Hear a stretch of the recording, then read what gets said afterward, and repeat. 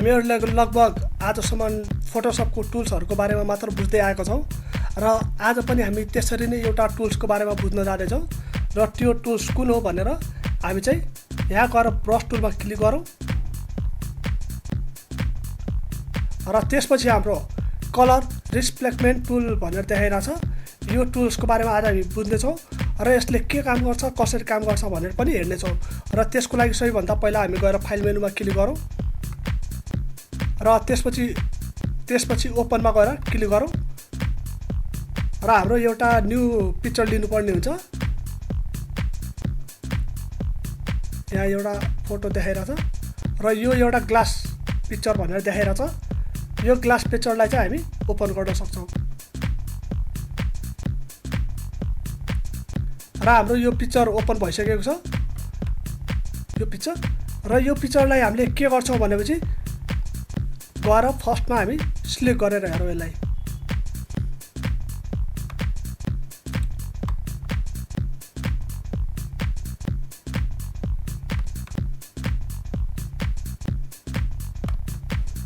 त्यसरी चाहिँ हामी यसलाई फुल ग्लासलाई चाहिँ सिलेक्ट गरिदिउँ।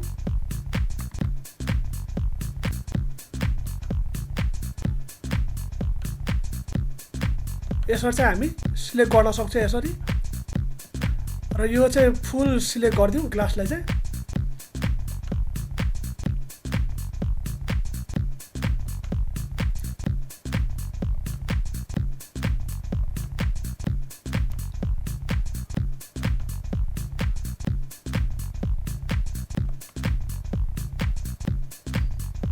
र यो चाहिँ हामीले लगभग हाम्रो ग्लास सिलेक्ट भइसकेको छ।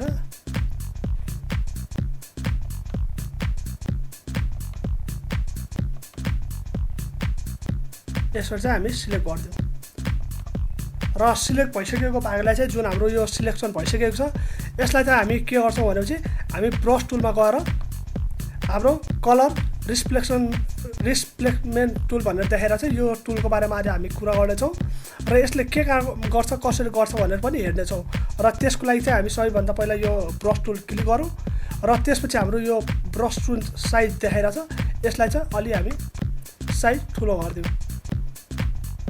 हाम्रो ब्रस साइज ठुलो भइसकेको छ यसरी र यो ब्रस लिइसकेपछि चाहिँ हामी गएर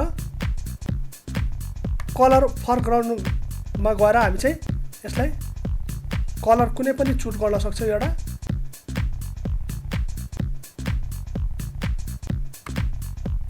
जसरी हामीले ग्रीन कलर एउटा चुज गऱ्यौँ र त्यसपछि यसलाई चाहिँ हामी सजिलै सिलेक्ट गर्न सक्छौँ यसरी।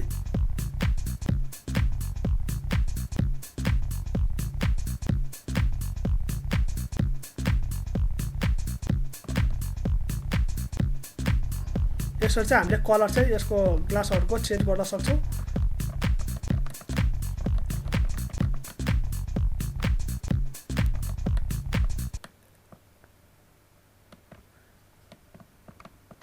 हामीले जुन कलर चाहिँ अब यसमा चेन्ज गर्नु छ त्यो चाहिँ हामीले सजिलै चेन्ज गर्न सक्छौँ। यसलाई सिलेक्सन चाहिँ हामीले गर्नुपर्ने हुन्छ र सिलेक्सन गरिसकेपछि चाहिँ हामीले यसरी चाहिँ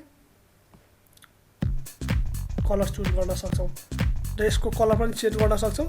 र यस्तै हामीले चाहिँ अरू पनि कसैको केहीको यदि हामीलाई कुनै ड्रेसकै कलरहरू चेन्ज गर्नु छ भने हामीले यसबाट पनि गएर सजिलै चेन्ज गर्न सक्छौँ। यसरी सिलेक्सन चाहिँ हामीले गर्नुपर्ने हुन्छ। सिलेक्सन गरेर चाहिँ हामी सजिलै चेन्ज गर्न सक्छौँ यसरी।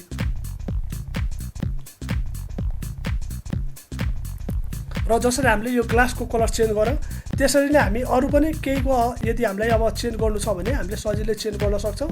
र यसले डिजाइनमा कसरी युज गर्छ भन्ने कुरा चाहिँ डिजाइनिङको बारेमा म पछि बुझाउने छु। अहिले चाहिँ हामीले टुल्सको बारेमा मात्र बुझ्दैछौँ कि टुल्सले के काम गर्छ र कसरी काम गर्छ भनेर चाहिँ हामीले टुल्सको बारेमा हेर्दैछौँ। र त्यसैले यो टुल्सको बारेमा मैले डिजाइनिङको बारेमा अहिले केही पनि भनेको छैन।